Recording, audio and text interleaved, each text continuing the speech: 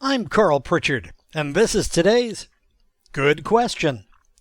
When it comes to scope, compliance is a critical watchword.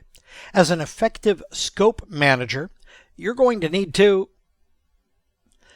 Good question. There's actually a laundry list of these that are associated with the exam content outline. You aren't going to find this in the Guide to the Project Management Body of Knowledge, which makes this a tough question because a lot of people are like, you mean to tell me I should be studying the exam content outline as well?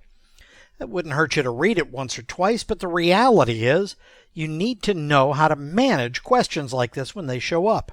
If you'd like to find out how, you can join us for our PMP Prep study groups virtually once a month, live once a month, or if you'd like the chance to host a live webinar with your organization absolutely free, message me. We'll set it up. Let's get back to today's good question. And I want you to look at these 4 answers. They all include the same phrase. So when that happens, you can get rid of that phrase.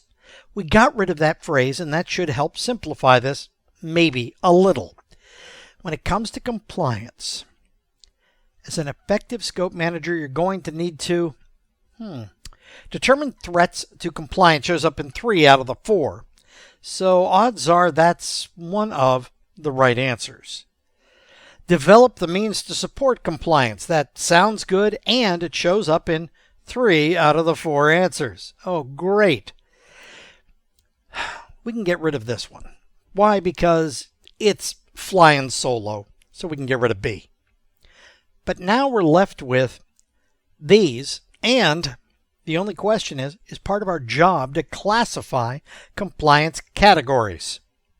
Well, according to the exam content outline, yes, it is, which means that we need all 3. We need to classify compliance categories, determine threats to compliance, develop means to support compliance, and then implement our game plans. That's a tough but good question. Again, here's how you reach me. Love to hear from you, and check in for our next good question.